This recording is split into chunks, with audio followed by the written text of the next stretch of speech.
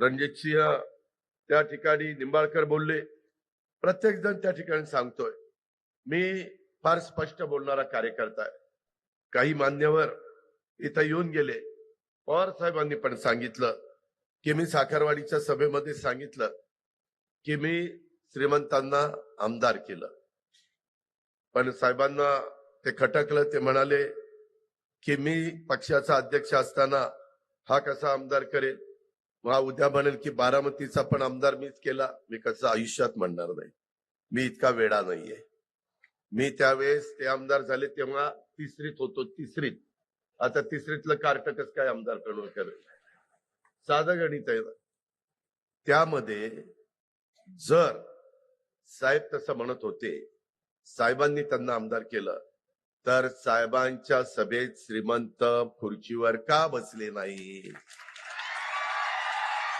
साधं सरळ गणित आहे. जर मी कुणाला पदाधिकारी केलं तर मी आल्यावर तो मला मान देणार ना, बसणार ना. अरे मग साहेब आले तरी देखील तुम्ही स्टेजवर येत नाही, याच्या मागची भानगड काय? याचं उत्तर श्रीमंतांना द्यावं लागेल. आता रयतेच राज्य आहे. एकेकाळी श्रीमंतांची राज्य होती, परंतु इंदिरा गांधींनी ते सगळं खालसा केलं आणि सगळ्यांना समान त्या ठिकाणी अधिकार दिला. आपण रिस्पेक्ट देतो, आपण त्या गादीला मान देतो. ही परंपरा युगपुरुष छत्रपती शिवाजी महाराजांच्या पासून चालत आलेली आहे आणि त्याचा सगळ्यांना आदर आहे. त्याबद्दल पण मला काही टीका टिप्पणी करण्याचं कारण नाही. पण हे जे काही चाललेलं आहे, फलटणकर एवढे दुधखोळे आहेत की त्यांना हे समजत नाही.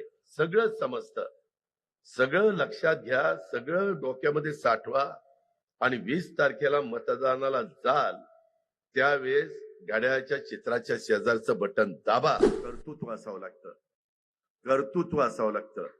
तुम्ही श्रीरामाच्या नावाने काढलेला हा सहकारी साखर कारखाना आज तुम्ही चालवायला देताय. जवाहर सहकारी साखर कारखान्याला माझ्याकडे करार आलेला आहे.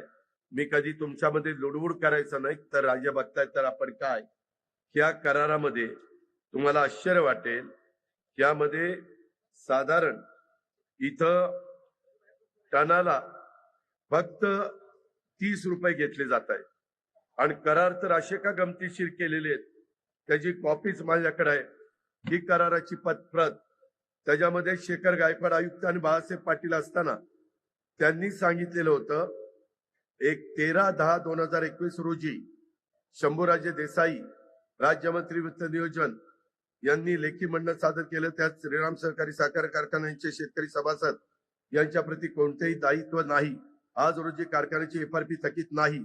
वरील परिस्थितीच्या अनुषंगाने आर्थिक सुस्थितीत असलेला सहकारी साखर कारखाना 15 वर्षासाठी दुसऱ्या साखर कारखान्याला चालवण्यास देणे योग्य होणार नाही, किंवा सदर कालावधी 15 वर्षाच्या ऐवजी 5 वर्षाचा करावा. कारखान्याची एकंदरीत आर्थिक स्थिती व दायित्व याचे अवलोकन करता कारखाना इतर सहकारी साखर कारखान्यांना चालवण्यास देताना प्रतिवर्षी प्रतिटन 200 रुपये मूळ कारखान्यास नफ्यातील हिस्सा म्हणून द्यावे. साखर आयुक्त यांनी श्रीराम कारखाना पुढील 15 वर्षाच्या भागीदारी तत्वावर चालवण्यास दिला तरी भांडवली गुंतवणूक त्याची किंमत विचारात घेऊन कारखान्याची काही देणी थकीत राहू शकतील अशी शक्यता नमूद करून त्याबाबत बहुमताने समिती सदस्यांनी कारखाना 15 वर्षाच्या कालावधीसाठी भागीदारी तत्वावर द्यायला हरकत नाही असे ठरले. त्याच्यात बाळासाहेब पाटलाची सही आहे, सहकार मंत्री आणि शेखर गायकवाडांची सही आहे. ठरलं 200 रुपये. आता आपल्याला मिळतात 30 रुपये टन. आता मग वरचे पैसे कुठं काय मॅच फिक्सिंग झालंय का काय? 200 रुपये ठरले, 30 रुपये दिले, त्याच्यामधले 20 रुपये जात आहेत व्याजाला. डिपॉझिट घेतले 17 कोटी, त्या 17 कोटीमध्ये 8.5 कोटीला व्याज 12%.